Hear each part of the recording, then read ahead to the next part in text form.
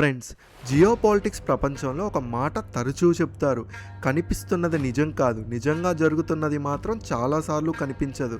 కానీ ఈసారి north Korea supreme leader Kim Jong Un అలాంటి పని చేశాడు. అది వాషింగ్టన్ డీసీ నుంచి పెంటగాన్లో ఉన్న రహస్య బంకర్ల వరకు ఒకేసారి నిశ్శబ్దం తీసుకొచ్చింది. సాధారణంగా మనం నార్త్ కొరియా బెదిరింపుల్ని పెద్దగా సీరియస్గా తీసుకోం. వాళ్ళని కిమ్ మామా లేదా రాకెట్ మ్యాన్ అని సరదాగా పిలుస్తాం. కానీ గత వారం జరిగిన విషయం మాత్రం సరదా కాదు. ఇది అసలు ఒక హెచ్చరిక. ప్రపంచంలో అతిపెద్ద సూపర్ పవర్ అయిన యునైటెడ్ స్టేట్స్ కూడా ఆలోచించేలా చేసిన హెచ్చరిక. అంటే వారి మిసైల్ డిఫెన్స్ సిస్టమ్ ఇప్పుడు నిజంగా పనిచేస్తుందా లేదా అనే ప్రశ్న ఎదురైంది. ఎందుకంటే north Korea leader Kim Jong Un ప్రపంచానికి కొత్త హోసుంగ్ 19 చూపించారు. ఇది సాధారణంగా మిసైల్ కాదు ఫ్రెండ్స్. డిఫెన్స్ నిపుణులు దీన్ని మాన్స్టర్ మిసైల్ అని పిలుస్తున్నారు. కానీ అసలు భయం మిసైల్ సైజు గురించి కాదు. నిజమైన భయం ఈ మిసైల్ ఇంజనీరింగ్లో దాగి ఉన్న టెక్నాలజీ గురించి. ఎందుకంటే గత 50 సంవత్సరాలుగా ఎన్నో కష్టాలు ఎదుర్కొంటున్న సరైన ఆహారం కూడా లేని ఒక చిన్న దేశం ఎలా ఒక్కసారిగా ప్రపంచంలో అత్యాధునిక ఐసీబీఎం తయారు చేయగలిగింది అన్నదే పెద్ద ప్రశ్న. ఆ మాన్స్టర్ మిసైల్ వెనుక వ్లాదిమిర్ పుతిన్ మేధస్సు ఉందా?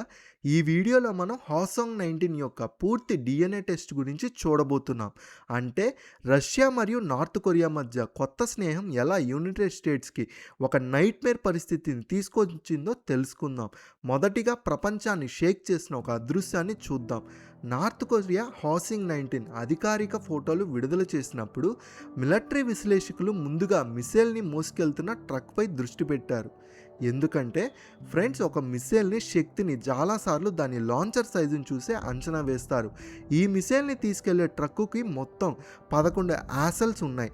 ఈ మిసైల్స్ ఒక భారీ ట్రాన్స్పోర్ట్ ఎయిరెక్ట్ లాంచర్ మీద పెట్టి తీసుకెళ్లారు. దాని మొత్తం 11 యాక్సెల్స్ ఉన్నాయి. 11 యాక్సెల్స్ అంటే చక్రాలు లెక్కించడం కాదు, ఇది మిసైల్స్ ఎంత భారీదో చూపించే సాక్ష్యం.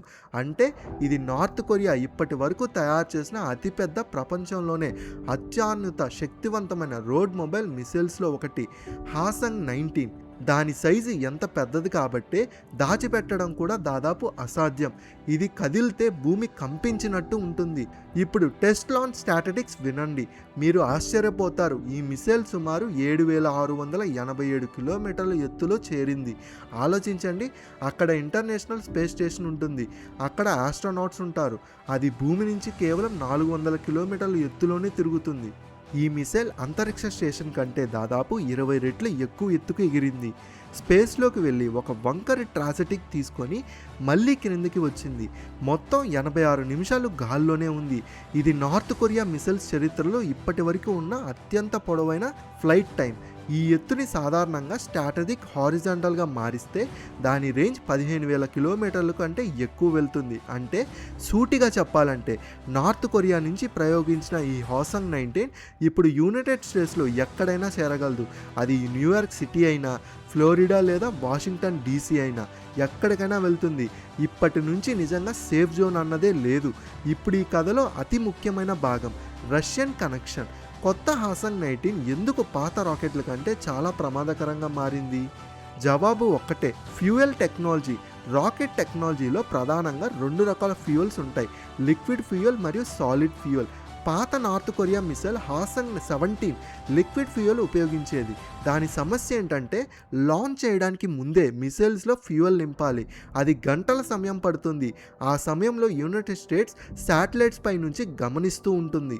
లిక్విడ్ ఫ్యూయల్ మిసైల్స్ ఇంధనం నింపుతున్నప్పుడు యునైటెడ్ స్టేట్స్ శాటిలైట్స్ చూసి ముందే దాన్ని నేలపై ధ్వంసం చేసే అవకాశం ఉండేది. అంటే అమెరికా రియాక్షన్ టైం ఉండేది. కానీ ఇప్పుడు కొత్త హోసుంగ్ 19 మాత్రం solid fuel ICBM. Solid fuel అంటే మిసైల్స్లో బారెడు ముందే ప్యాకింగ్ చేసి ఉంటుంది, గన్ బుల్లెట్లు లాగా. అంటే లాంచ్ చేయడానికి పెద్దగా ప్రిపరేషన్ అవసరం లేదు. కిమ్ జాంగ్ ఉన్ ఆర్డర్ ఇస్తే సరిపోతుంది, ట్రాక్ బయటకు వస్తుంది. కేవలం 5 నిమిషాల్లోనే మిసైల్స్ అవకాశంలోకి ఎగిరిపోతాయి. అప్పుడు అమెరికాకి దాన్ని ట్రాక్ చేయడానికి లేదా ఆపడానికి సమయం దాదాపు ఉండదు.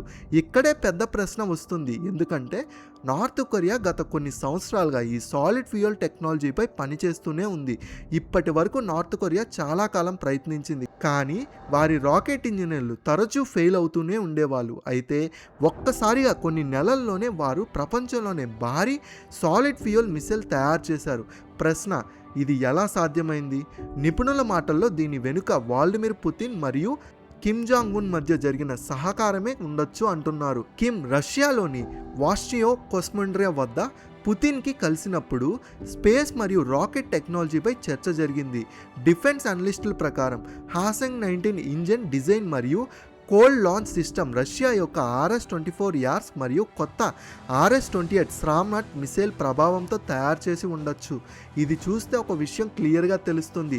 రష్యాకి సాలిడ్ ఫ్యూయల్ మిసైల్ టెక్నాలజీలో దశాబ్దాల అనుభవం ఉంది. రష్యా యుక్రెయిన్ వార్ సమయంలో నార్త్ కొరియా రష్యాకు ఆర్టిలరీ షెల్స్ గోలా బారుడు ఇచ్చింది. దానికి బదులుగా రష్యా వాళ్లకు తమ కీలక మిసైల్ టెక్నాలజీ పంచుకున్నట్టుగా అనుమానం ఉంది. ఈ టెక్నాలజీ కోసం కిమ్ జాంగ్ ఉన్ చాలా కాలంగా ఎదురు చూస్తున్నాడు. అందుకే చెప్పాలంటే Hwaseng-19 బయటికి నార్త్ కొరియా మిసైల్ లాగానే కనిపించవచ్చు, కానీ దాని టెక్నాలజీ DNA మాత్రం ఎక్కువగా రష్యన్ లాగానే ఉందని నిపుణులు అంటున్నారు.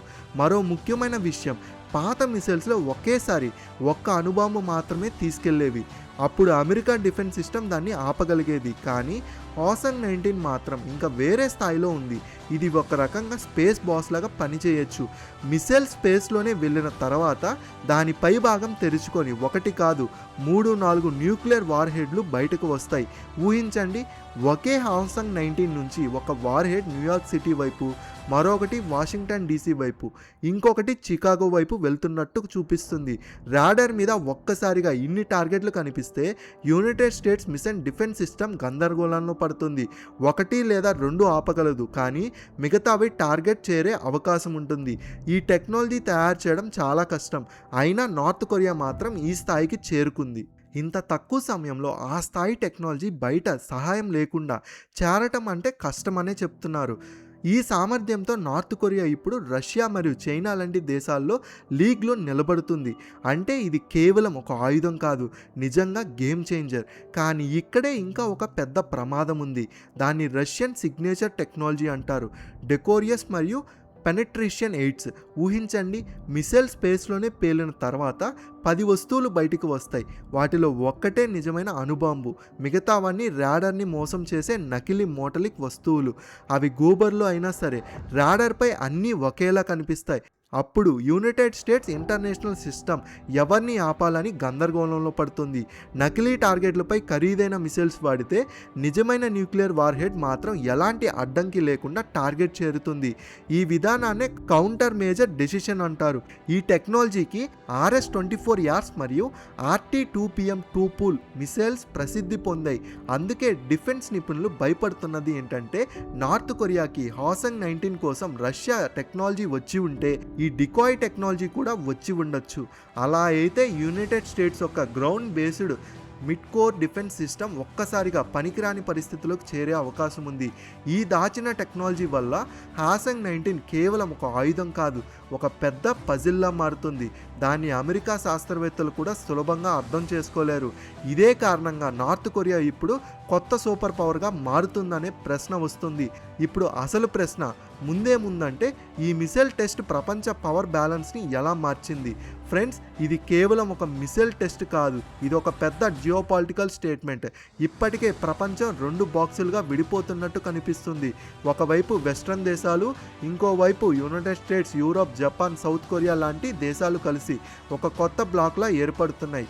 ఒకవేళ నార్త్ కొరియా ఇరాన్కి కానీ ఈ మిసైల్ టెక్నాలజీ కానీ షేర్ చేసుకుంటే ఇప్పుడు జరుగుతున్న యుద్ధం ఇంకొక కొలిక్కి రావచ్చు.